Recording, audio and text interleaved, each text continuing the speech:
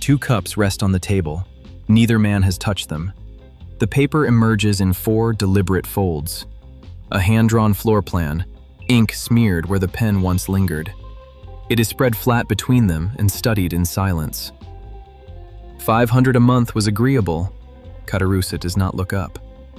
1,000 would be more so. Across the table, Andrea Cavalcanti keeps his face still. His eyes follow the thick finger tracing a corridor, descending a staircase, and stopping at a room marked in cramped letters near the outer wall. A servant's passage, a garden gate, the width of a ground floor window. These are not the markings of curiosity. They are measurements, distances between a threshold and a night's intrusion. Caderousse folds the paper again and slips it into his pocket. The house remains unnamed. It does not need a name. The letter arrives without a seal. Inside is a name, a house, and a sequence of details. A garden gate, a corridor, a servant's passage, a ground floor window, and a date. The Count of Monte Cristo reads it once. Such precision belongs to a plan, not a warning. A skilled thief does not mention a window unless that window has already been measured. He sets the letter down. He does not summon anyone. He does not go to the door. The prefecture lies only minutes away. Still, the letter remains where it is. They will come.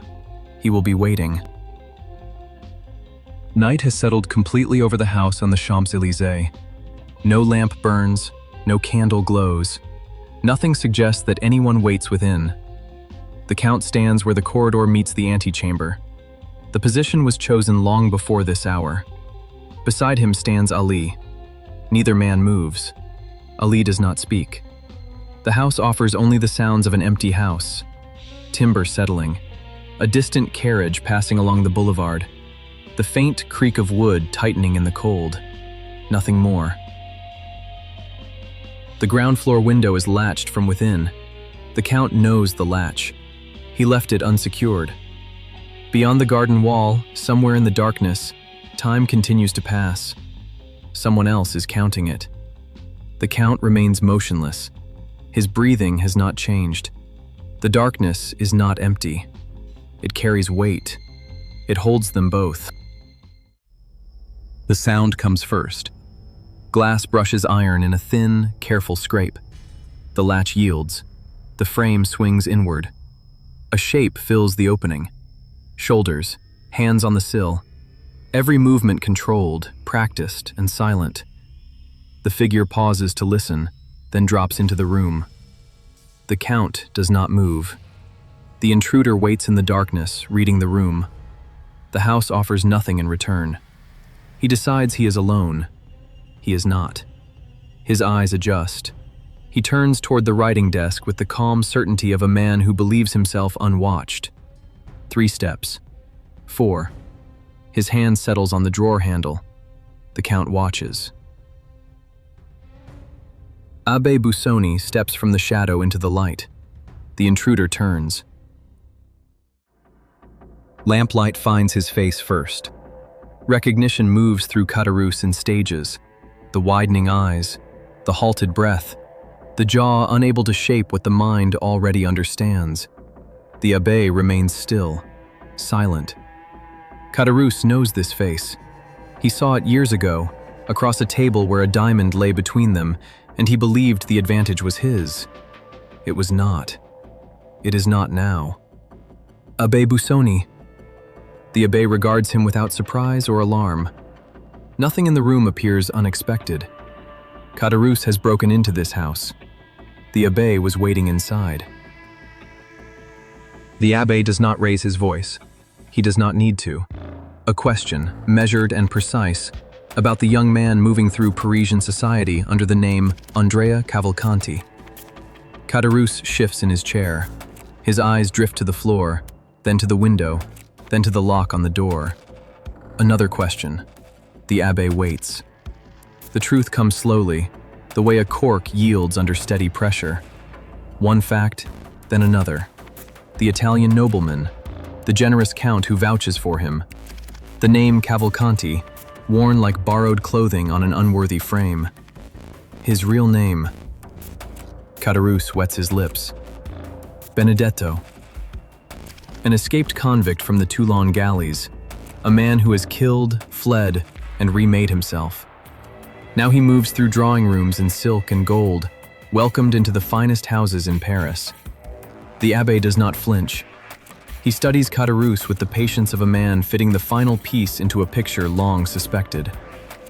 Within the Count's own circle, the fraud has a name at last. Metal flashes in the lamplight. The blade is already moving, drawn from beneath the coat in the desperate arc of a cornered man who has exhausted every other option. It strikes the abbé's chest. It does not enter. A dull sound answers the blow beneath the wool. Not flesh meeting steel, but something harder. The knife glances away. The shock runs up Caderousse's arm and into his shoulder. He stares at the blade, then at the abbé. The abbé has not moved. He watches Caderousse the way a man watches a storm from solid ground, aware of it, untouched by it. The struggle that follows is swift. It is not gentle. Then comes the letter. Paper drawn from a case, a pen uncapped. The abbé speaks in measured intervals. One sentence, a pause, then another. A crime named, a lie recorded. He is not composing anything new. He is setting down what already exists in a form that will survive the night. You will write what I dictate, every word. When it is done, you will sign your name. Caderousse closes his hand around the pen. It trembles. He writes. He signs. The paper is folded. The door opens, then closes. Below the window, footsteps scrape across stone. Uneven, receding. The sound grows smaller, then disappears. The Count remains at the glass. The letter rests inside his coat. Somewhere in the darkness below, Caderousse is already glancing over his shoulder, already listening for dangers he cannot hear. The Count has not followed. He has not called out. The street offers only lamplight, wet stone, and the ordinary silence of a city unaware of what is passed above it. He stands there a moment longer. Then he draws the curtain. The sound comes first. Abbé, Abbé, save me. The cry rises from below the window, broken and wrong, much too close. He takes the lamp and moves. The street door opens. By the time the light reaches the pavement, it is finished. Caderousse lies face down on the stones, one arm stretched outward, fingers spread toward a wall he never reached. The street is empty in both directions. Whoever struck in the darkness is already gone. The Count crouches. The lamp casts its circle low. Blood has found every groove between the paving stones. It still moves, slowly and without urgency, following the slope of the street. The wound is in the back. The man who left carrying a letter, a diamond, and a plan has met someone waiting beyond the corner. Someone who knew where he would pass and chose the moment well. He still breathes, barely. The sound carries the same wrongness as the cry. The Count does not summon help. He lowers himself beside the man who tried to kill him, and he listens. From the stone, his voice remains level. He does not call for aid. He asks a question. Who struck you? Bene, the breath catches. Benedetto. He presses forward. Not toward comfort, but toward certainty. Where? When? How many blows? Each question narrow and exact. The voice asking them never changes. Ali has already left the doorway. The prosecutor must hear this before dawn. The gaps between answers grow longer. Every word costs Caderousse something he no longer possesses in abundance. The Count does not yield to the pauses. He bends closer as the voice weakens, holding the rhythm of the deposition steady through force of will. The document still requires a living witness, and the man on the stones is slipping away with every answer. He asks the final question. Caderousse answers. The Count writes it down. The pen goes still. He folds the paper and sets it aside. What follows is not comfort. It is accounting. He speaks without heat, his eyes fixed on the floor between them. The diamond, named. The inn it purchased. The man who came to buy the stone and never left through a door. 2 freedoms granted and thrown away. Each entry arrives in order, flat and final, like the closing of a ledger after the last line is drawn. Not for Caderousse's benefit, but because the record must be complete. Caderousse's eyes follow him, slow, glassy, still watching. The Count lifts away the wig. The face beneath belongs to another time, younger, leaner, marked by something harder than age. A face unmistakable to the man who last saw it in the harbor at Marseille. He bends close. "My name is Edmond Dante." Recognition reaches Caderousse's face before it reaches his fading eyes. His mouth opens. No breath remains for the words struggling to emerge. The Count stays beside him until the room is still. Then he rises. He stands at the window, his back to the body. Beyond the glass, the city remains unaware. 1. Dawn has crossed the Seine before the Count's street has emptied. In Albert de Morcerf's drawing room, morning has arrived. The curtains stand open. The fire has collapsed into ash and a faint orange glow. A door opens. Beauchamp enters. He does not reach for a newspaper. He does not sit. He remains in the hall light and says nothing. The silence before he speaks is already an announcement. It is the stillness of a man who has crossed the city carrying something he cannot set down. Albert looks at him. The dread has not vanished with the night. It has only changed rooms. The papers are already spread out when Albert crosses the room. Beauchamp keeps them flat and open. He speaks before Albert takes them. 4 attestations, notarized. All 4 gathered at Yanina. The first names him by rank, the second by regiment, the third by deed. Albert takes the pages. He reads. The first signature is clean and official. The second appears in a different ink. A different hand marks the third page, yet the same name stands beneath it.